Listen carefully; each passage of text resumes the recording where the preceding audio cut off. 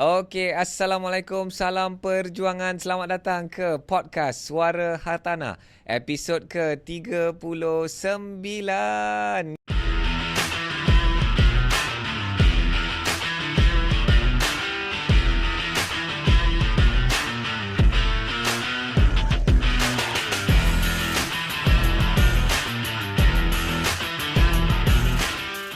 Yeay. Dan inilah podcast Hartanah nombor 1 Malaysia. Siapa kata? Ayat kata. So Alhamdulillah sahabat-sahabat semua, kita dalam podcast Suara Hartanah ni seperti biasa nak mengangkat isu-isu, ilmu-ilmu, benda-benda yang tengah hangat dan trending, dan ilmu-ilmu yang penting, yang bermanfaat, agar kita dapat mewujudkan kesedaran, meningkatkan ilmu, dan insya-Allah satu hari nanti kita akan menguasai semula pasaran hartanah, industri hartanah di tanah air sendiri. Okey, seperti biasa Ahyat bersama dengan co-host tetap anak muda. Itu dia, Yo. Azim Sulaiman. Yes. Okey, dia jauh kita sikit. dah jauh sikit. Okay.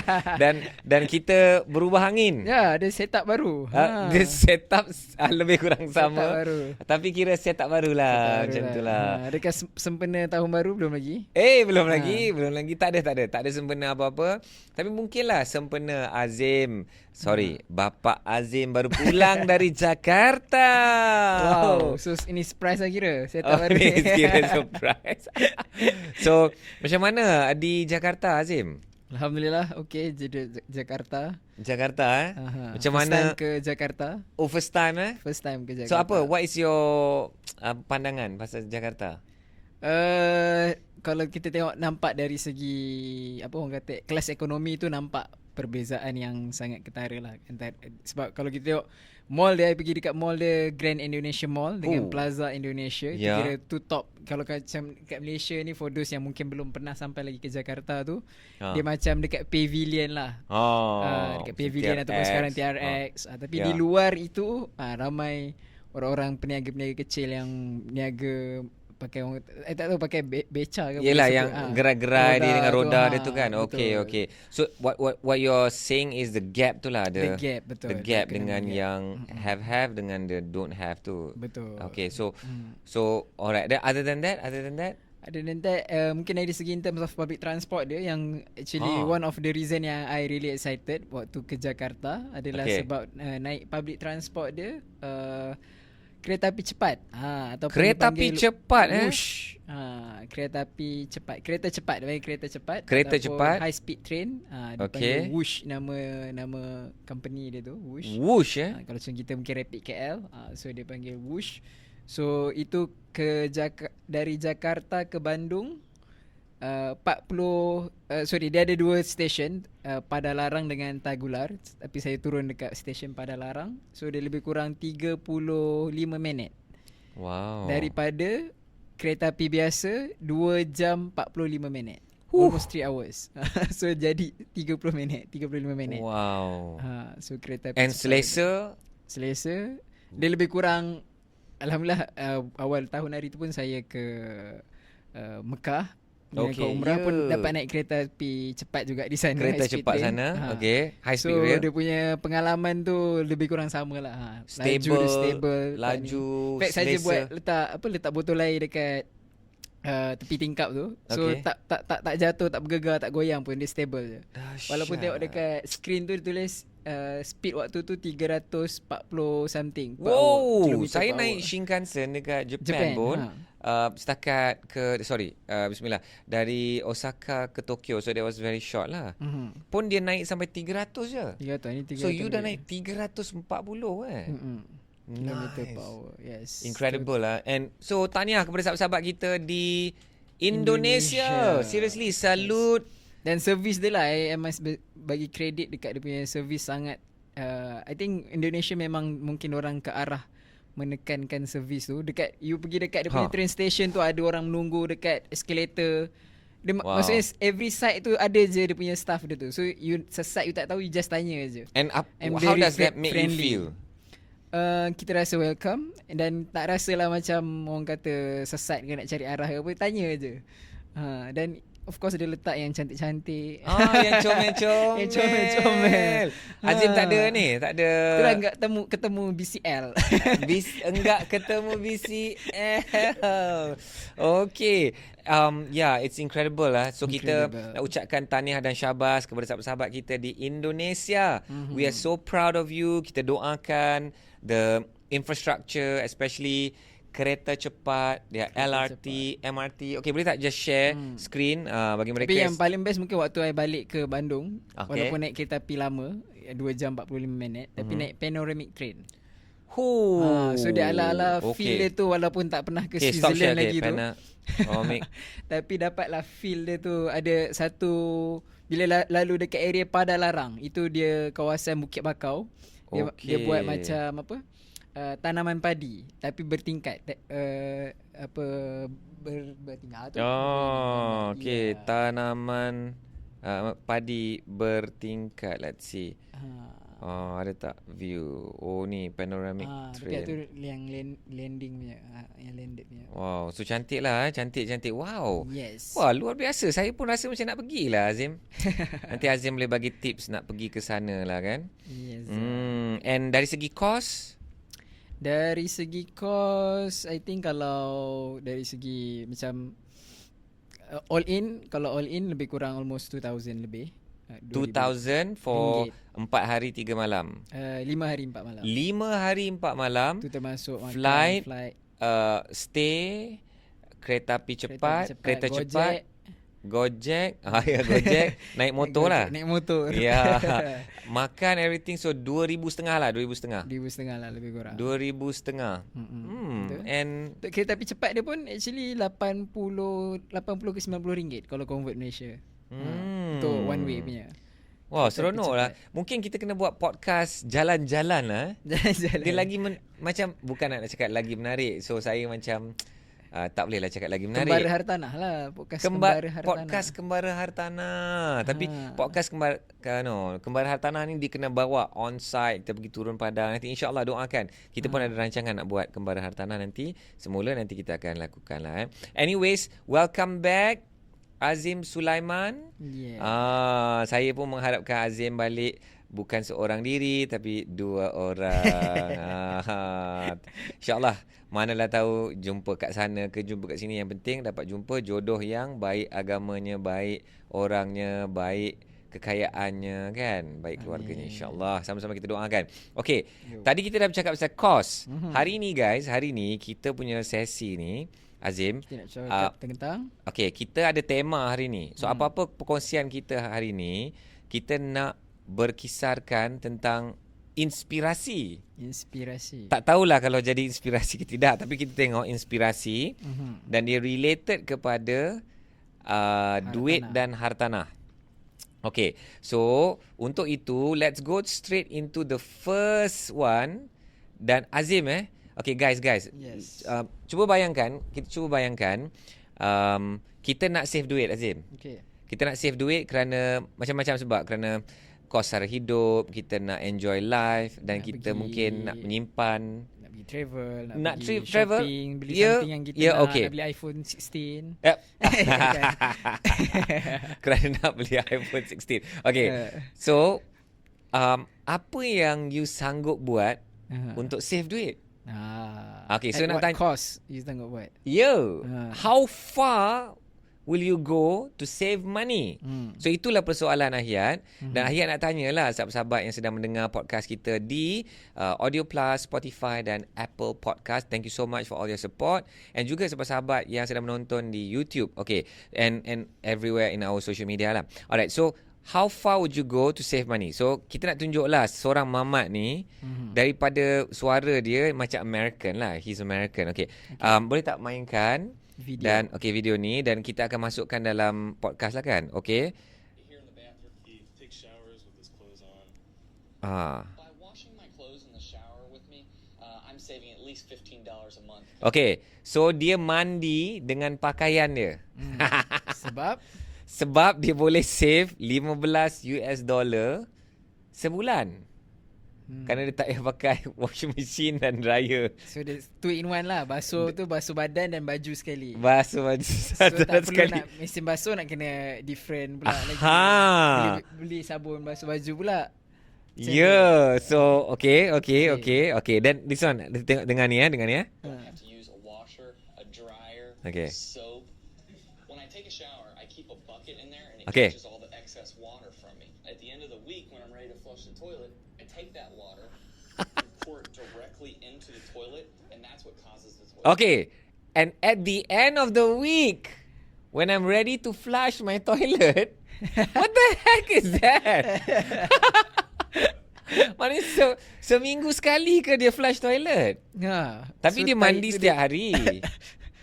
So that's what he said. That's what he said. Ha. Okay, so that's what causes. That way I'm not wasting any water. Okay. And then dia adalah bagi tips macam nak dating kan. Orang-orang muda zaman sekarang nak kena dating. So macam mana dia mencari profil wanita. Dia tengok kalau yang suka shopping, next. Yang suka makan-makan kat restoran, next. Yang suka berjalan, hiking, ini percuma. Lepas tu dia akan dating lah wanita-wanita yang sebegitu. So macam mana Hazim? Apa komen Hazim tentang ke apa ni ekstrim ni? Dia nak save duit macam ni Ekstreman tu Dia speechless. So I pun tak tahu kenapa benda ni pun lalu dekat I punya feed, dekat IG lah. But I was like incredible man. And then yang bestnya, siapa yang tengah rekod Mamat ni kan? So nak tanya juga, dia ekstrim macam ni, dia nak saving ekstrim macam ni untuk tujuan apa sebenarnya? So dalam video ni dia tak ada. Dia tak ada explain. cerita. Okay. Dia ending dia pasal dia nak dating tu lah, dia cari wanita yang murah. Bukan wanita murahan, tapi wanita yang murah. Itu pun penting. So Bukan high maintenance lah. yang bukan high maintenance. Kalau suka pergi TRX, ui bahaya weh. Kat TRX kan kita pergi tengok kasut hari tu kan. Kasut dia 8,000, 7,000. Yang kedai yang saya tengok, ni macam sneakers style lah. Adalah ngerlit-ngerlit sikit kan. Silap lah tanya. Ya? Rupanya Swarovski. Rupanya Swarovski. Ya Allah. Kasut serius. Semua kasut tu and you boleh Custom made. thank you, custom made.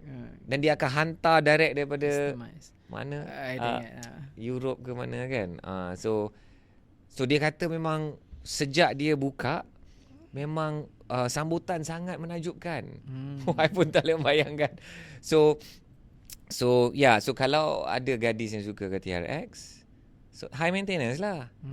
Compare dengan gadis yang suka mungkin ke pasar seni. Pasar saya suka pergi pasar seni. Okay, jom. Saya nak kenal you. Pasar seni Okay. So this is extreme. Okay, Azim, before we go on further, nak tunjuk one more article because this is serious guys. Nak bercerita macam mana kita nak mengumpul duit nak beli hartanah. Okay. So ini memang cerita betul-betul seorang wanita, dia kumpul duit Azim. Dia kumpul duit untuk beli 3 biji rumah. Okay. Dan wanita ini dinobatkan wanita paling penjimat Di dunia. di Jepun. Di Jepun, Okay. So tadi kita di US. Di So US. kita terbang ke Jepun. Okay, kita pergi ke Jepun. And then most frugal woman in Japan spends 6 ringgit 10 cents a day on food. Saves enough to buy 3 houses by 34 years old. So, okay, ni kisah inspirasi tau Azim. And dia boleh menjadi pengajaran kat kita kalau kita nak ekstrim macam ni lah. Boleh tak kita, okay, first question, boleh ke kat Malaysia kita makan 6 ringgit sehari? Kalau dulu ada menu rahmah, tapi I tak sure sekarang dia macam dah tak trending lah. tak trending sangat. But Yeah. of course mungkin ada certain kedai makan yang masih lagi offer that kind of menu lah. Okay, RM5. 6 ringgit sehari weh. Serius. Okay, 6 ringgit sehari ni kalau nak pergi kedai makan memang sukar lah. Tapi is it possible kalau kita beli bahan-bahan mentah tu and then kita masak? And if I'm not mistaken, di belakang tabir my team macam Daniel pun masak, ingat tak? Bila you nak menjimat, you masak, you beli nasi, ayam and then you masak RM50 seminggu. Untuk 2 orang. Groceries. Okey, so di lah. belakang tabir memang mengesahkan RM50 seminggu. RM50 untuk 7 hari. Wow, okay. And boleh. So ada hari yang pergi office yang you belanja kat kedai lah. Tapi kalau setakat makan kat rumah tu beberapa hari tu, it's not like 7 days lah kan. So ada tak 5 hari? So 5 hari RM10, RM10 sehari untuk 2 orang, RM5 untuk seorang. So boleh je lepas. So nasi dengan ayam je. Sayur ada.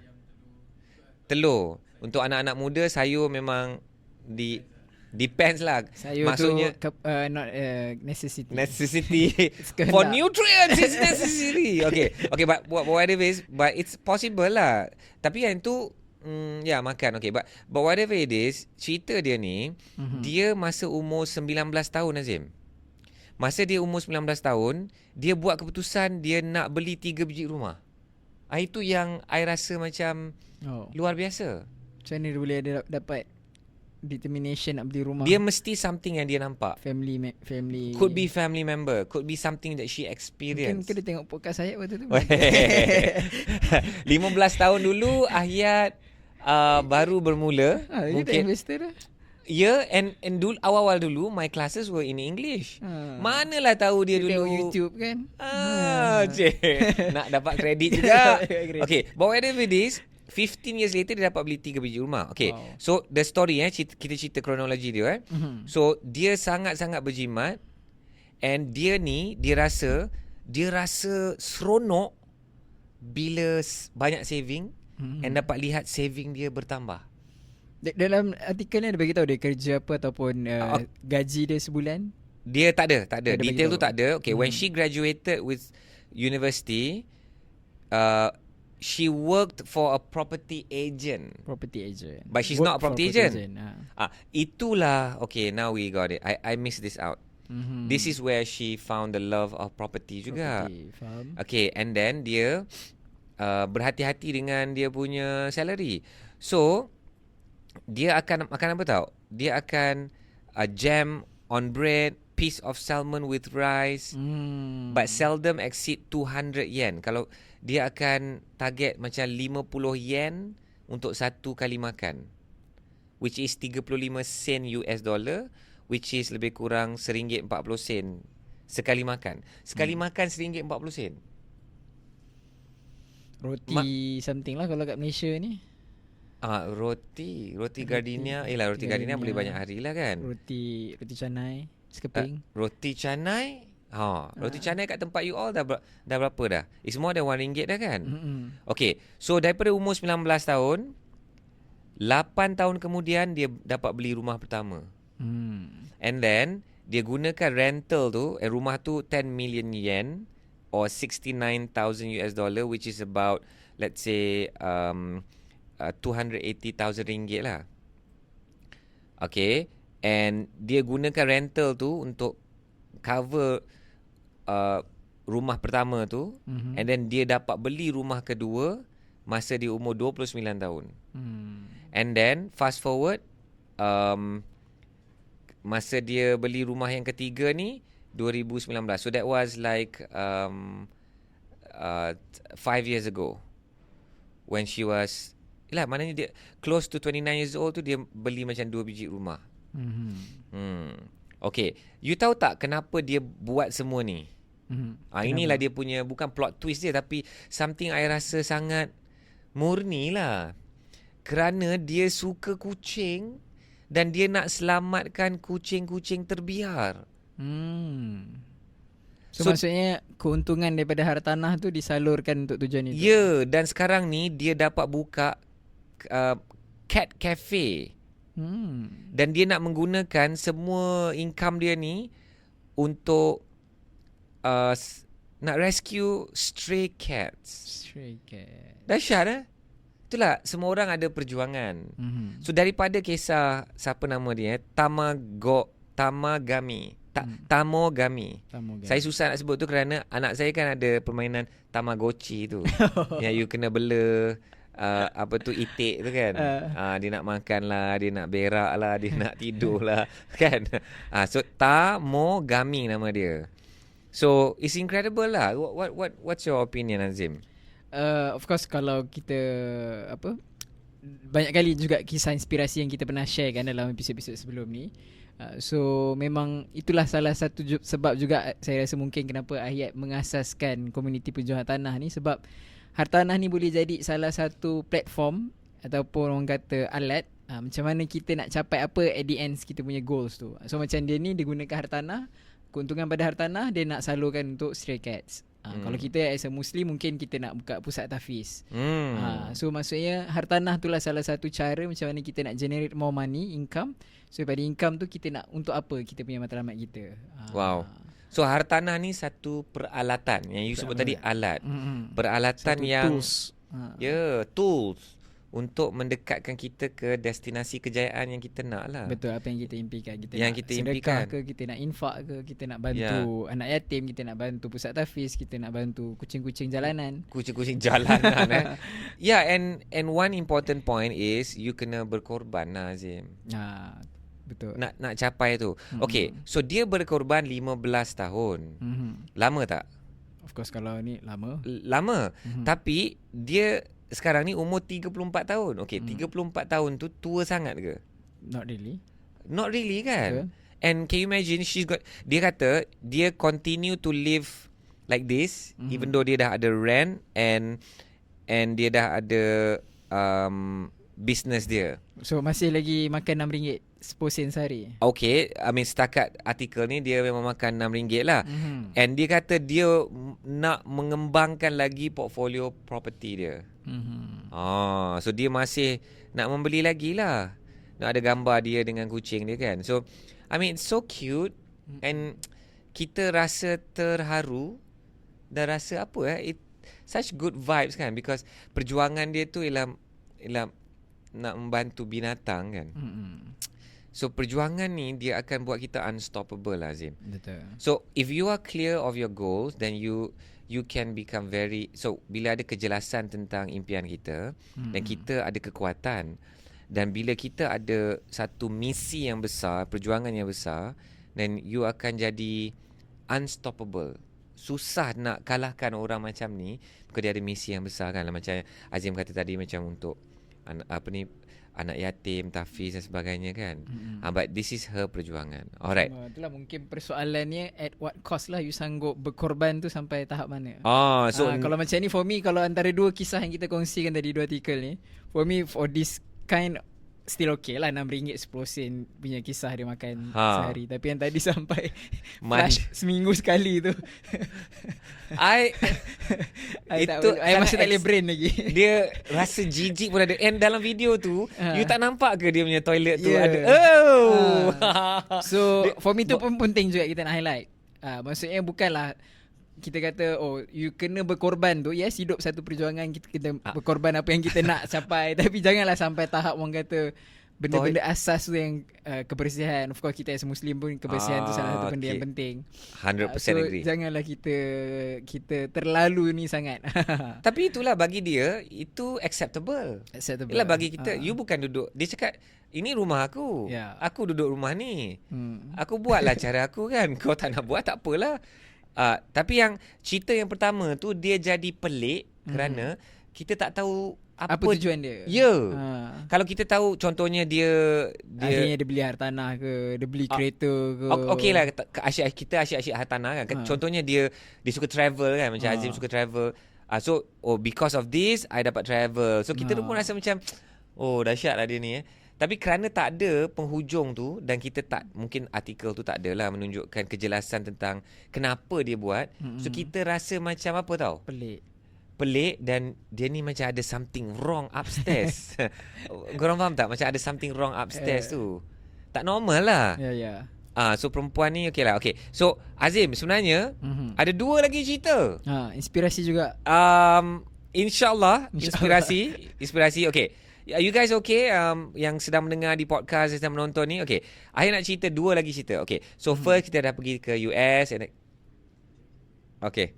So Alright. Okay. So guys, apa-apa pun, sebelum nak sambung dua lagi cerita tu, kita dah penat kita dah ke akan US dan take a Japan. break dan kita tengok apa lagi. Tadi kita dah pergi ke mana tau? Ke US dan ke Jepun.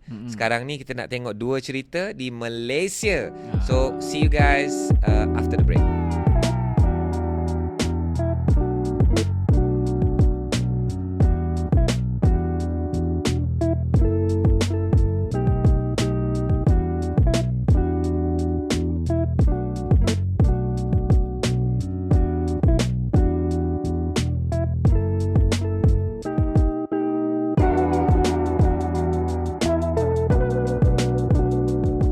Okey, selamat kembali ke podcast Suara Hartanah episod ke-39.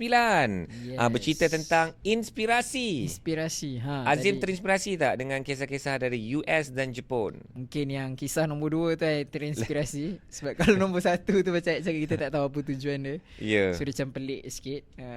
Pelik, betul. Okey. So kita nak bawa cerita inspirasi dekat Malaysia. Kat Malaysia pula. Okey. So dia ada dua cerita ni. Yes. Okey, cerita yang pertama, cerita yang kedua ni dia ada melibatkan ending dia pasal hartanah. Okey. Cerita yang pertama ni dekat Malaysia, 4 tahun ikat perut. Ikat perut. Wow. Sasar kumpul 30,000. Ini Adakah dia makan RM6 juga? Ya? Adakah dia makan RM6 sehari juga? Macam gadis Jepun tadi? Mungkin terpaksa. Okey, ini panduan rancang kewangan untuk anak muda. So, kenapa ayat... Okey, sebenarnya artikel ni dari M-Star, dia tak adalah apa-apa kena-mengena dengan hartanah. Cuma, jumlah 30,000 ni guys, 30,000 ni dia macam the sweet spot. Because 30,000 ialah 10% daripada 300,000. Okey. 300,000 ni is the sweet spot for rumah mampu milik. 300,000. And kalau kerajaan nak bagi contohnya bantuan deposit macam dulu My Deposit dengan sekarang ni dengan deposit madani. So kerajaan pun dia menetapkan nak bagi grant 30,000 untuk rumah yang up to 50,000 lah. Dululah, tak tahulah apa yang the latest one kan. Okay. So 30,000 ni dia memang bagi ayat dia macam wow, deposit pertama. So bila baca tajuk ni nak tanya Azim lah. 4 tahun nak kumpul 30,000. Is this logic untuk anak muda? Kalau kita tengok kiraan kasar dia tadi, kita okey. kira tadi 30,000 30,000 bahagi dengan 4 tahun. bagi dengan 4 tahun So bersamaan 7,500 sebulan. 7,500 setahun. setahun. Okey. Okey, so kalau bahagi dengan 12 bulan, so bersamaan RM625 sebulan. Nak save RM625 sebulan. Budak-budak tak makan lah. Duduk dengan mak mungkin. Kan? RM625 kan? Sebulan. Sebulan. Okey, so selalunya anak-anak muda boleh save berapa ni Azim? Kalau contoh sebelum tu, kalau contoh Okey. kita ambil gaji basic dekat Malaysia, gaji minimum, Okey. which is 1,500. 500. So itu bersamaan 41% daripada gaji basic atau gaji minimum, bukan gaji basic. Gaji minimum minimum di Malaysia. 1,500. Okey. 1,500. So okey, orang gaji minimum memang tak mungkin lah nak save lah 125. 40% daripada gaji dia. Melainkan macam mungkin Ayat cakap juga tadi, kalau dia mungkin duduk dengan family Dan dia ikut yang Minah Tamagotchi Minah tadi. Tamagotchi tu. Bukan Tamagotchi. Tamo apa tu? Tamo lah. Tamo lah. Okey, AWAX Tamo tu. So mungkin possible jugalah actually lah, sebab 40%. Tapi memang really kat perut lah maksudnya. Daripada 100% you pay gaji 1,500, so 40% you saving, you simpan. Okey, confirm tak ada iPhone 16 lah kan budak confirm ni. tak ada iPhone 16, confirm tak pergi keluar. TRX, tak pergi PV. Tak. Okey, alright. So mungkin tu lah. Kalau Okey. itu maksudnya at what cost dia sanggup ni. Okey, so 625 ni biasanya anak muda boleh save berapa persen? 625 mungkin kalau at least 10% I think. Okey, kalaulah 625 ni ialah 10%, maksudnya dia gaji dia 6,250 gaji dia lah. 6,250 lah. Okey, ya, darab 10 je lah. Gaji dia 6,250. So tapi untuk kalau 20%, okey, kalau 20%, because kalau maksudnya point dia kalau anak muda tu, I mean yang below 30, sangat possible lah gaji dia 6,250. Ya, kalau below 30. Below 30. Umur bawah 30. So I think Possible? sangat impossible, sorry. Sangat impossible. Sangat impossible. Sangat impossible. Kalau Untuk dia bekerja. bekerja. Kalau Kalau ada business Business atau dia buat dia buat sales. sales, unit trust, takaful, Takaful, ejen dia lain-lain.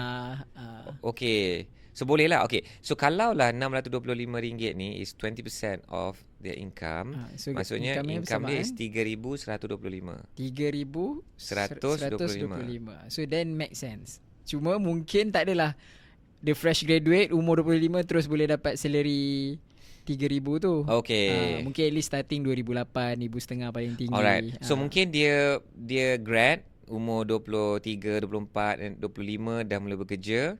So 4 tahun kemudian 29 tahun dia dah dapat save 30,000. And profile dia pun cantik, boleh dapat pembiayaan beli rumah dan dia dapat beli rumah dengan modal 30,000. Okay, unfortunately nak beli rumah 300,000, you tak boleh ada cukup-cukup 30,000 sahaja. Kerana another maybe 15,000 untuk stamp duty, untuk cost legal fees So dan that's why kita selalu kata extra additional 5%. 5% lah. I mean lebih kurang 10 plus 5. 10 to 15% lah. Yeah. 15% betul. But okay lah. I mean this is a good start. 30,000 of modal sendiri. Sure. So benda ni yelah benda ni dia ada cerita lah kat dalam ni kan. Betul ke boleh simpan macam ni, but I guess artikel-artikel macam ni dia membuat kita terfikir. So diorang dah bagi satu macam cadangan asas.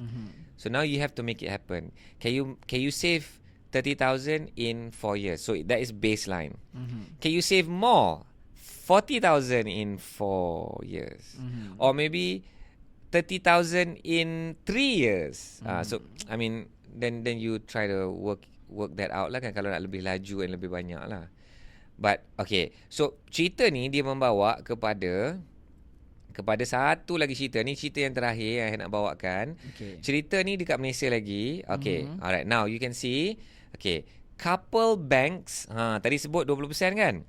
Couple banks 20% for 5 years. Unlocks RM700,000 Malaysia dream home. So dalam 5 tahun dia menabung 20% and dia dapat beli rumah 700,000. Dan umur dia orang ni 31 dan 30. Solehi dan Munirah. So cerita ni September 27 and it was reported by TRP, The Rakyat Post online. So this is incredible kan, beli rumah 700,000. So Azim ada tanya saya soalan tadi. Apa soalan Azim bila tengok tajuk ni? Adakah dia beli cash yang 20% Okay, dia simpan kalau dia beli 20% tu untuk dia punya deposit. Okay, kalau dia beli cash Azim, mari kita kira 700,000 bahagi 5 tahun. Thank you, bahagi 5 tahun. So setahun and then dia simpan. bahagi 12. Okay, 140,000 dia dapat save setahun. So sebulan dia dapat save 11,000. 11,000. So kalaulah 11,600 ni ialah 20%, maka gaji mereka berdua ialah 58,333. Tapi kalau tengok umurnya tu impossible lah. Okay. Melainkan kalau dia buat dalam dunia sales lah. Kalau dia ada business, ada dunia sales and umur 31, maknanya dia dah berniaga let's say 10 years ke kan. And income kedua-duanya ialah 50, hampir 60,000. Dan dia save 20%, dia dapatlah kumpul 700,000 nak beli cash.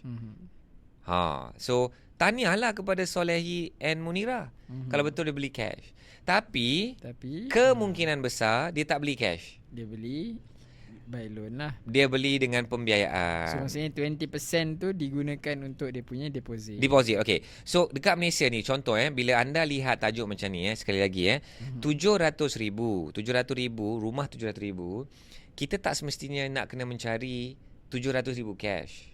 Kita just nak cari 70,000 cash dan bina profil kewangan yang membolehkan bank nak bagi pembiayaan 700,000 untuk rumah 700,000. So mungkin pembiayaan tu 630,000. Okay, so I did some calculation juga. Okay, let's say yang dia dapat kumpul ialah 20% of the house. Okay, so 20% of the house. 20% of the house. Okay. So 20% is 140,000. Dia dapat kumpul 140,000 dalam 5 tahun. Okay. Okay, so 140,000 dalam 5 tahun kita bahagi 5 iaitu 28,000 setahun. Okay, so dia macam more realistic, make sense, thank you. So 28,000 bahagi 12 is 2,333 Sebulan. 2 orang kumpul. So kalau seorang bagi 2. okay, tak apa. Kalau 2,333 is 20%, maka gaji mereka berdua ialah RM11,666. So let's say 12,000 lah. So seorang 6,000. 12,000 sebulan. So seorang 6,000. I mean it's make sense.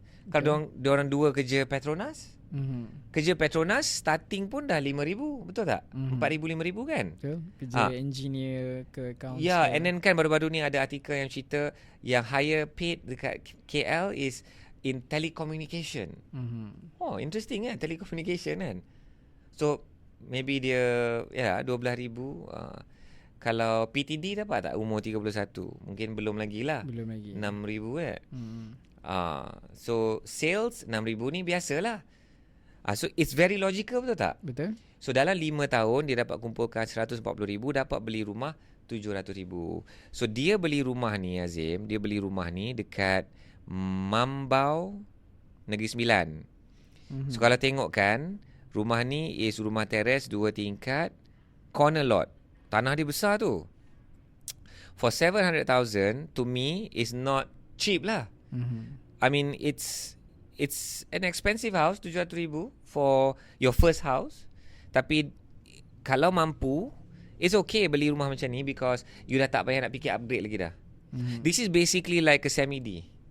Betul. This is basically like semi-D.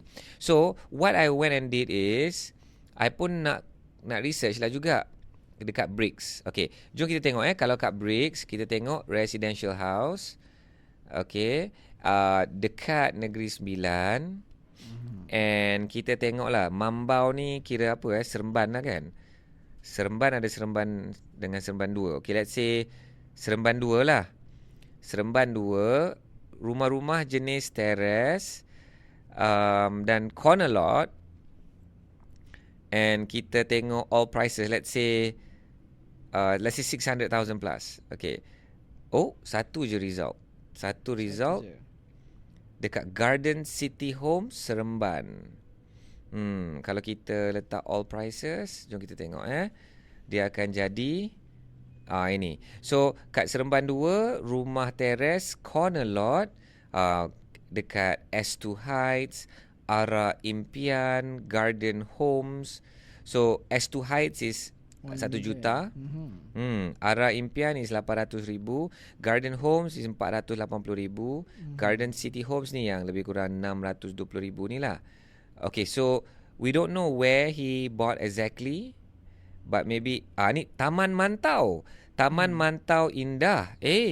Taman Mantau Indah. Rumah, mari kita zoom rumah corner lot 2,500 land area, but built up is very small. 2,000 is 300,000 je. So dia beli rumah tu 700,000. Interesting. So kalau pergi kat mudah kan. Okay, let's say kita nak carilah. I mean just kita nak faham lokasi ni kan. Okay, so okay, entire Malaysia boleh juga pergi kat sini, atau you just want to type okay, tak apa. Kita go whole Malaysia, let's say Negeri Sembilan, property for sale, area Mantau ada ke? Mantau tak adalah area dia. Mambau, sorry, Mantau lah, Mambau. Mantau tak ada. Roti Mantau tu. Ada tempat nama Mantau lah weh. Tahu tadi. Okay, Taman Seri Mantau. tadilah. Okay, sorry. Okay, Seremban. And all properties ni kita search maybe Terrace, for sale, terrace. terrace. So dekat Mudah, terrace ni bawah kategori house lah. House. So yang bukan terrace, dia bukan house, dia apartment. Interesting So aku nak beli rumah. Oh, kau nak beli rumah terrace. Okay, house. Ni barulah keluar terrace house. Okay, search. Dan kita akan nampak completed 2 tingkat Batu Merah. Corner lot Seremban 2 450,000. Actually it's not that expensive lah Seremban ni kan. Bandar Ainsdale Seremban pun corner lot, I'm not sure corner lot. No, it's not corner lot, it's intermediate probably, 670,000. Arah Sendayan. Kalau nama awet ni pun cun Arah Sendayan 700,000. End lot. Dia macam tak ada tanah sangat kan. So yeah, but that's not what we want to zoom into lah. The zoom kita nak zoom ni ialah couple ni dia boleh buat. Dan in fact dalam artikel ni dia cakap apa? Benda ni adalah a wake up call or a inspiration. Azim, what do you think? Is this a wake up call or is like inspiration? More of what? I think lebih pada inspiration.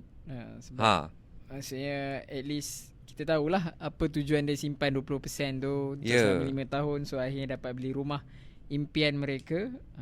So itulah pengorbanan yang di orang kata delayed gratification selalu kita sebut juga. Betul.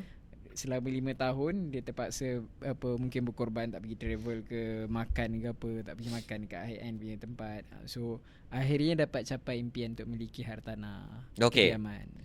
Kalaulah Azim kan, because Azim pun sebagai coach kewangan anak muda untuk komuniti pejuang hartanah. Let's say dia kata dia okay, aku terinspirasi lah dengan cerita-cerita ni, and aku rasa nak target nak beli rumah. Sekarang ni aku menyewa.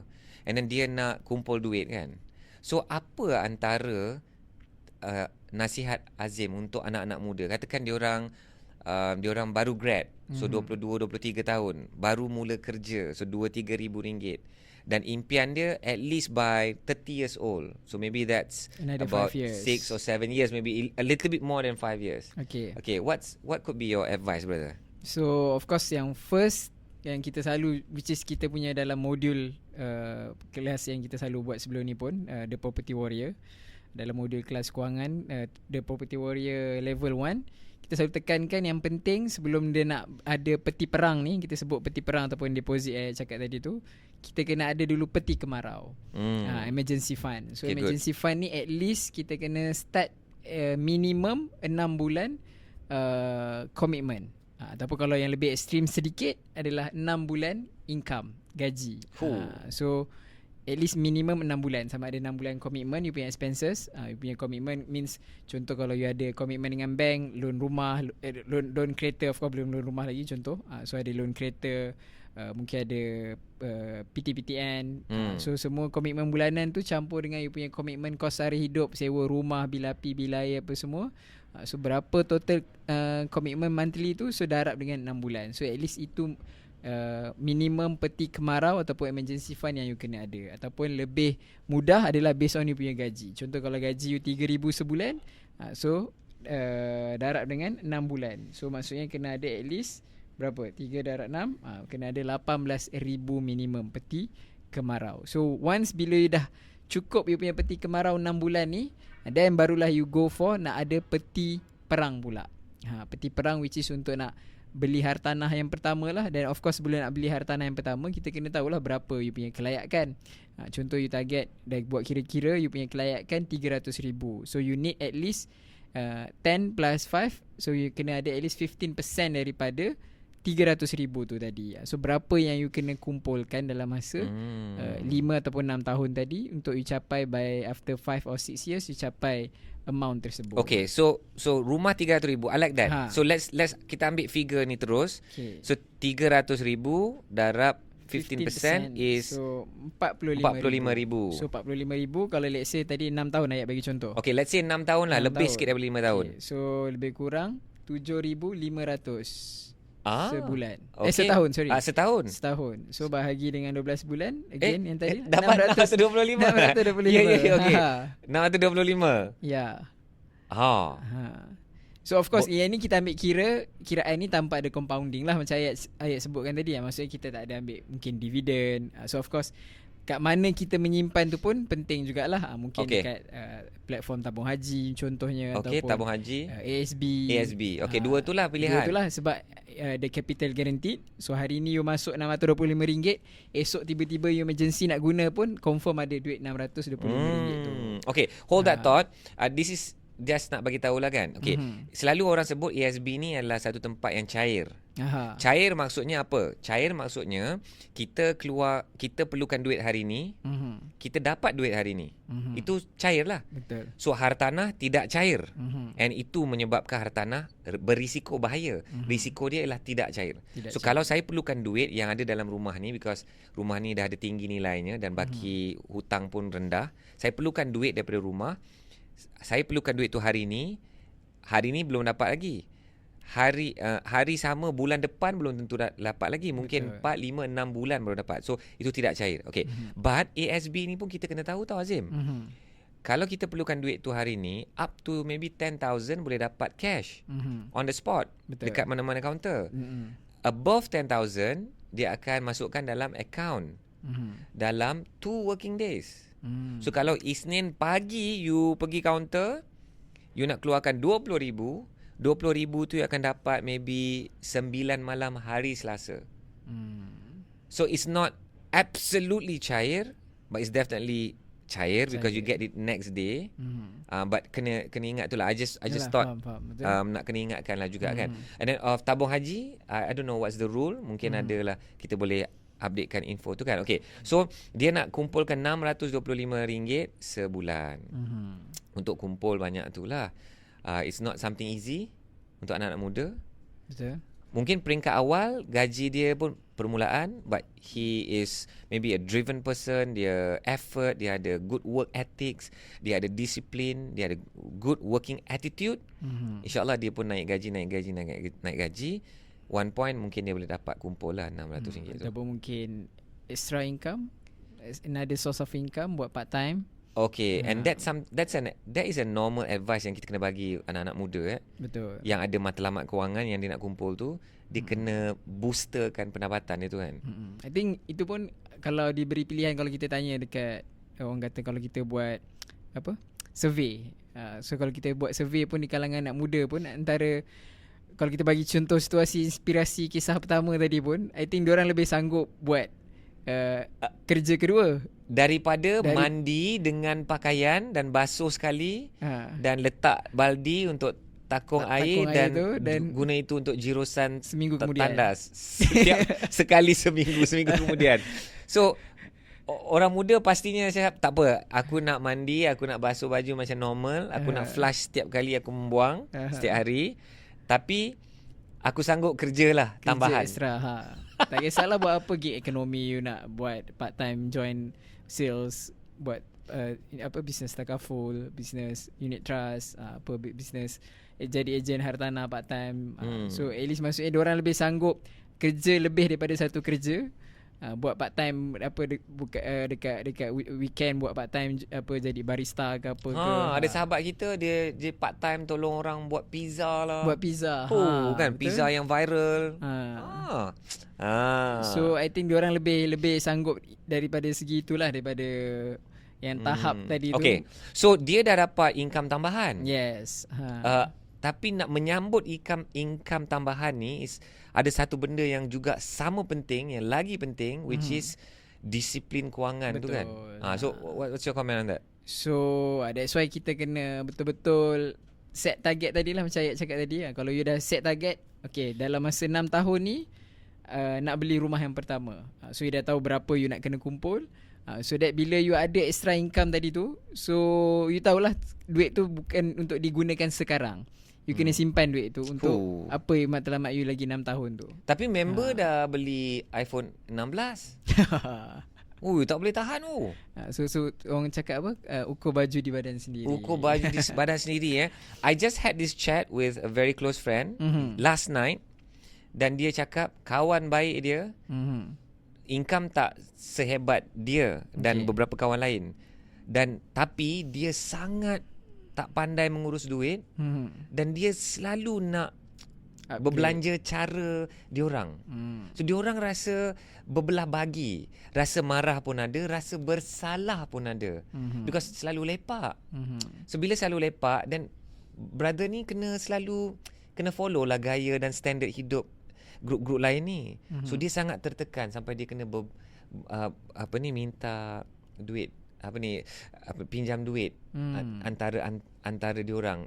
Dah satu persatu dah dia minta duit. Tak tahu berapa banyak duit yang dia minta dalam kalangan kawan-kawan. And akhirnya yang dia pinjamkan tu dia tahu dia bayar balik. Itu pun lepas minta 4 kali. 4 kali tu tak cukup banyak tu sebenarnya kan. But inilah, it's not easy tau Azim. Betul. You ada peer pressure. Anak muda nak up kan. You want to feel part of the group, the gang kan.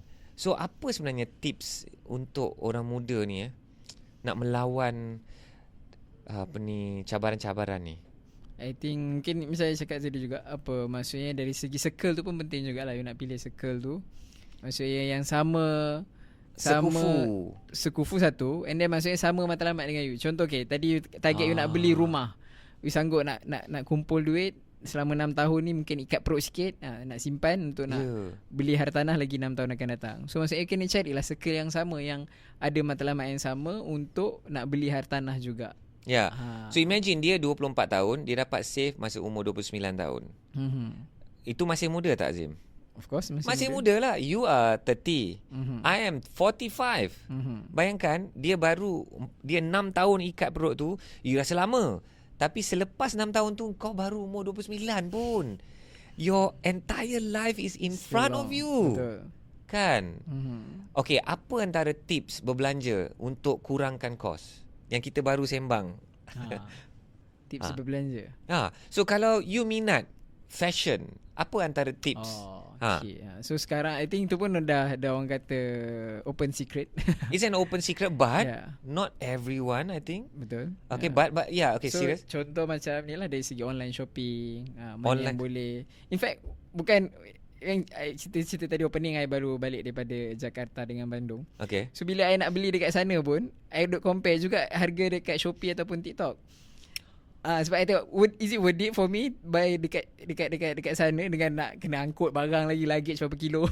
Okay, dan akhirnya what is the end, so the end result? Ada certain part yang I beli, ada yang I tak beli. Because Shopee di Malaysia masih lagi murah. Masih lagi murah. So tak jauh beza. Macam ada satu air kotak coklat tu, I beli dekat airport lah. Sebab kan kalau sebelum immigration kan dia, kalau dalam luggage hand carry kan kena rampas. So I beli yang masa dekat airport tu, I tengok kalau convert rupiah waktu tu, I tengok RM15,000 rupiah. So kalau convert kita dalam RM4 something. So I tengok dekat Shopee dalam RM5.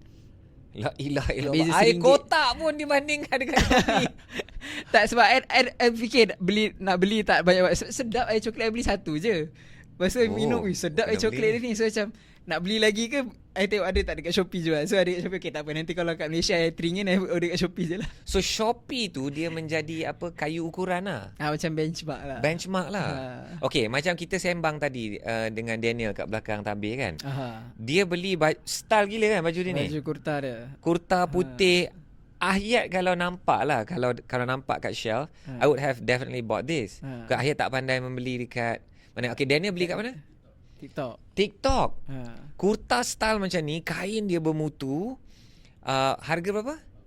RM45. Kalau macam ni, ada brand yang local brand yang di butik. Yang butik, thank you.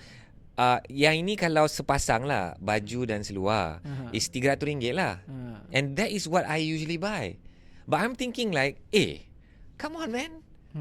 And Ayat suka kadang banyak-banyak colour, because nak sama dengan wife lah, dengan anak-anak lah kan. Betul. I've got to start shopping on TikTok, man.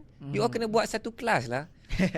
So for me, dia bukan something yang natural to go on TikTok and start buying things on TikTok. Ingat tak that day Ayat kata, okay, Ayat nak belanja semua ejen-ejen Taraful semua yang top tahun lepas, Ayat nak belanja makan dekat TRX. And Ayat bagi tahu warna tema dia ialah pink, putih and beige. Bright colours lah. And then kan Basit dia cakap, semalam dia baru beli t-shirt putih tu.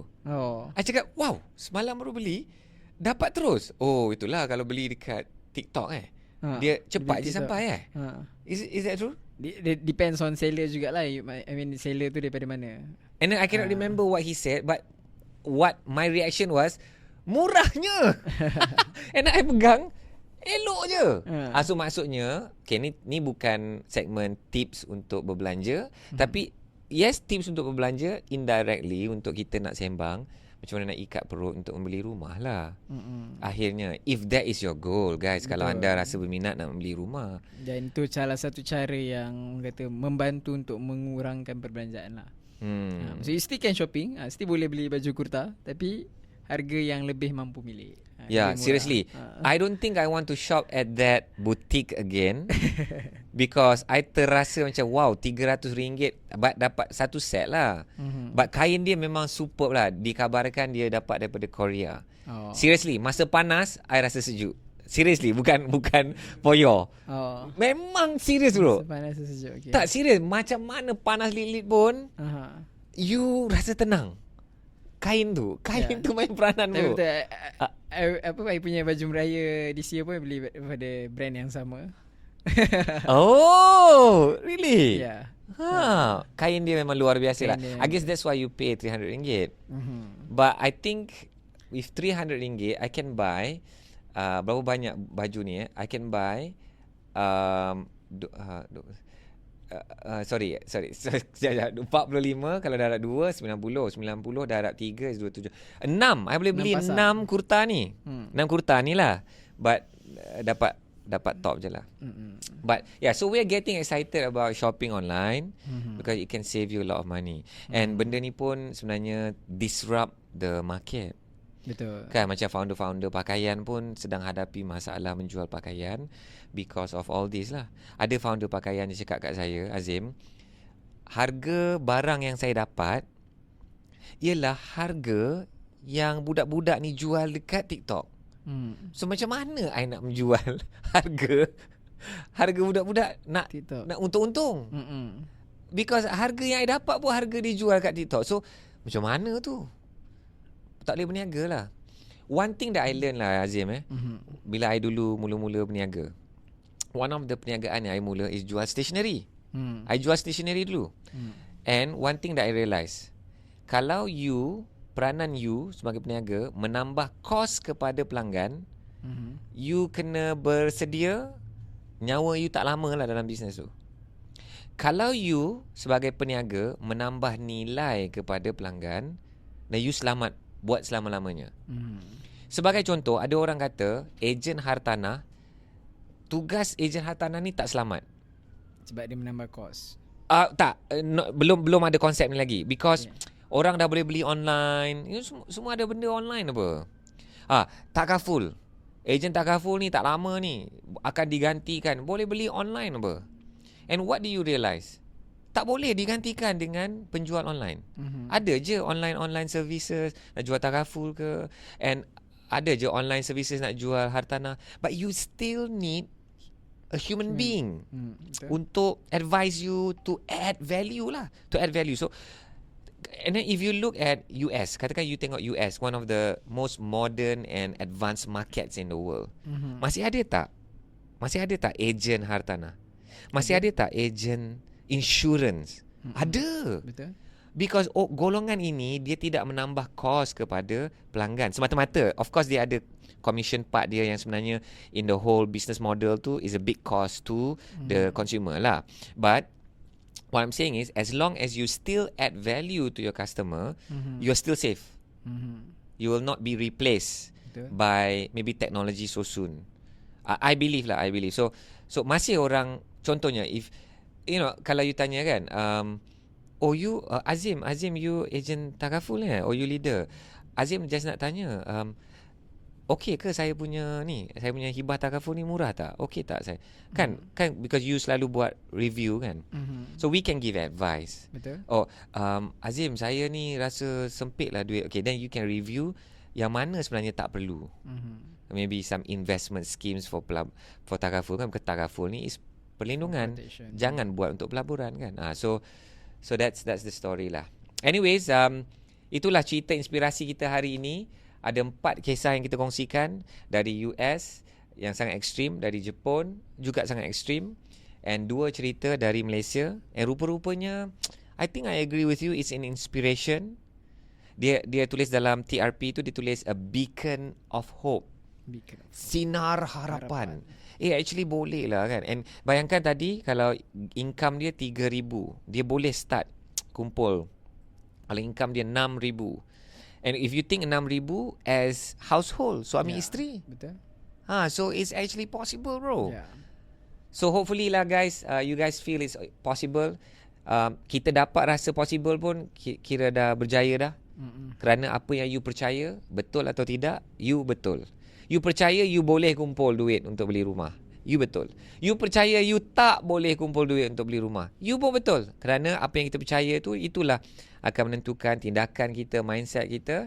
And hopefully that inilah sesi yang bermanfaat untuk anda semua. Alright. Yes. So kita ada banyak lagi ayat ada susun, artikel-artikel nak diangkat, isu-isu semasa yang nak diangkat.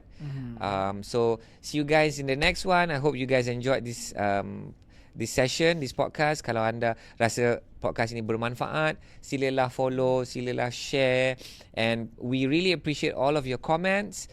And insyaAllah kita akan berjumpa dalam episod akan datang. Assalamualaikum warahmatullahi wabarakatuh. Selamat berjiwa. Yeah, tears and dry, yeah. Let me chill. I must die.